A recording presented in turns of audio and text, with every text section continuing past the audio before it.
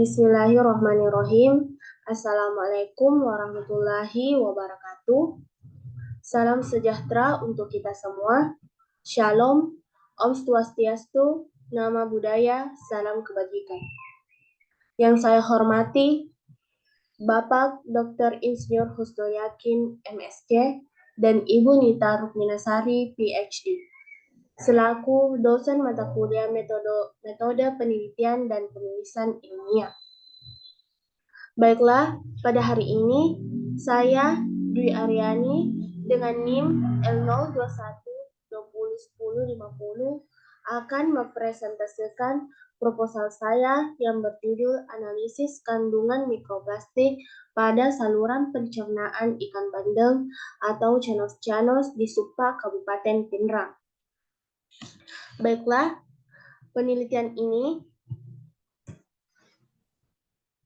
dilatar belakangi oleh mikroplastik merupakan sampah plastik yang berukuran kecil sekitar kurang lebih 5 mm yang berasal dari pengurai plastik yang berukuran besar, di mana mikroplastik mampu berakumulasi dalam jumlah yang cukup tinggi pada sedimen dan air laut yang berdampak pada saluran pencernaan ikan bandeng.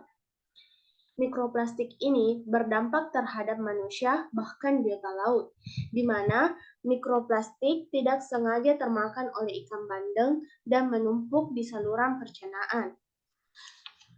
Saluran pencernaan ikan merupakan suatu tempat akhir dari menumpuknya mikroplastik yang tidak dapat dikeluarkan melalui kotoran ikan karena memiliki ukuran yang cukup besar. Dengan masuknya mikroplastik pada saluran pencernaan ikan disebabkan oleh beberapa faktor antara lain seperti habitat, kebiasaan makan, ukuran densitas, dan sumber mikroplastik di saluran pencernaan. Selanjutnya, adapun rumusan masalah yang saya ambil yang pertama, berapa jumlah mikroplastik pada saluran pencernaan ikan bandeng? Yang kedua, bagaimana jenis mikroplastik pada saluran pencernaan ikan bandeng? Yang ketiga, bagaimana jenis dan berapa jumlah mikroplastik yang ada di perairan Supa, Kabupaten Pinrang? Adapun tujuan penelitian ini yang pertama, untuk mengetahui jumlah mikroplastik pada saluran pencernaan ikan bandeng. Yang kedua, untuk mengetahui jenis mikroplastik pada saluran pencernaan ikan bandeng. Yang ketiga, untuk mengidentifikasi jenis dan jumlah mikroplastik di perairan Supa, Kabupaten Pinrang. Adapun manfaat dari penelitian ini terbagi menjadi dua, yaitu bagi penulis dan bagi pihak lain, di mana manfaat bagi penulis diharapkan dengan adanya penelitian ini digunakan sebagai informasi dan bahan untuk meningkatkan ilmu pengetahuan terkait bidang mikroplastik. Sedangkan untuk manfaat bagi pihak lain, di mana diharapkan dengan adanya penelitian ini digunakan sebagai sumber bahan informasi kepada masyarakat atau pihak instansi untuk mengetahui dampak mikroplastik terhadap pencernaan ikan bandeng di Supa, Kabupaten Pinrang. Selanjutnya, tinjauan pustaka yang pertama yaitu ikan bandeng. Secara umum, ikan bandeng merupakan salah satu jenis ikan komoditas ekspor yang termasuk hewan berdarah dingin, dengan ciri khas seperti memiliki badan memanjang dan termasuk ikan perenang cepat. Adapun klasifikasi dari ikan bandeng ini, di mana yang pertama Kingdom Animalia, Phylum Chordata, kelas Osteichthyes, ordo Gonorrhiciformes, famili Canidae, genus Chanos, spesies Chanos-Chanos. Ikan bandeng ini mempunyai kebiasaan makan di dasar laut yang berupa plankton, udang rening, dan tanaman multiselular yang disesuaikan dengan ukuran mulutnya.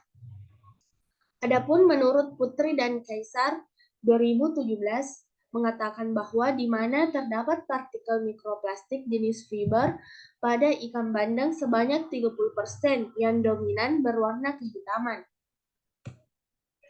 Selanjutnya yaitu mikroplastik. Mikroplastik adalah suatu cemaran yang memiliki sifat mudah mengapung dan bahkan tahan lama. Mikroplastik ini memberikan dampak buruk pada ekosistem dan biota karena menyerap racun serta bahan-bahan kimia. Adapun jenis dari mikroplastik ini, yang pertama polyethylene, yang kedua polypropylene, yang ketiga polyester, yang keempat polyester, yang kelima akrilik, dan yang keenam polyosimetylene.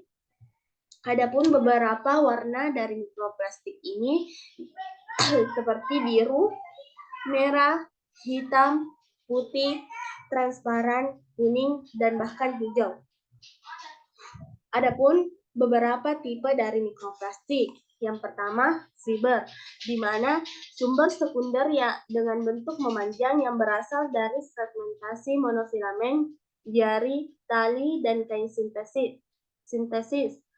Yang kedua, fragmen, di mana sumber berasal dari potongan plastik yang memiliki jenis polimer kuat dan lemah. Yang ketiga yaitu pellet, yang berasal dari kebanyakan dari limbah plastik sebagai produser plastik kemasan. Selanjutnya yaitu saluran pencernaan.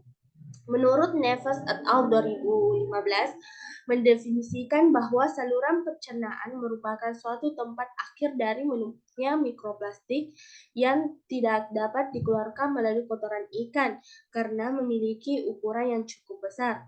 Adapun menurut Ryan et al. 2009, ikan yang sistem pencernaannya mengandung mikroplastik dapat mengalami penurunan nafsu makan.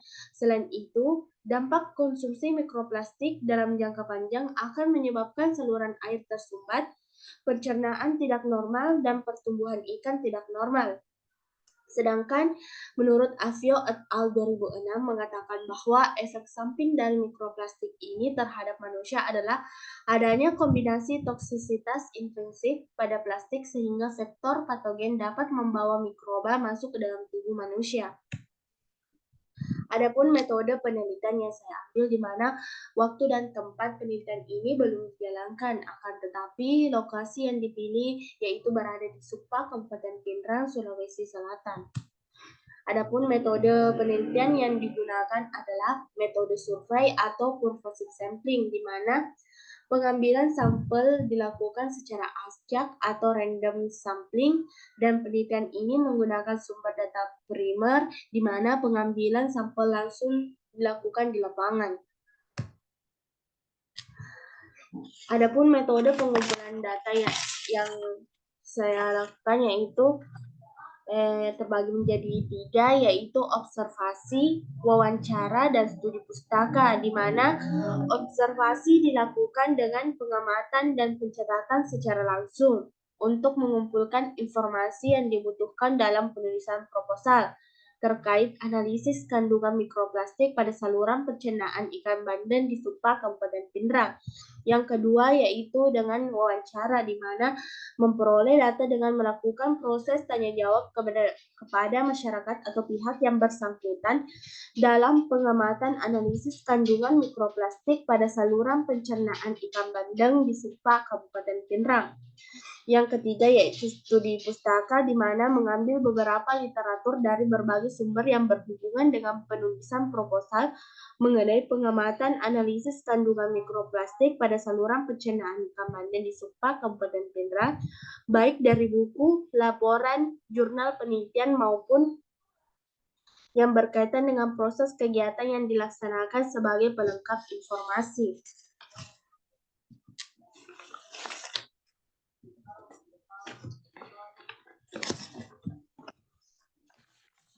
Baiklah, mungkin itu saja yang bisa saya paparkan.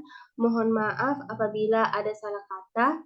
Akhir kata saya ucapkan terima kasih. Wassalamualaikum warahmatullahi wabarakatuh.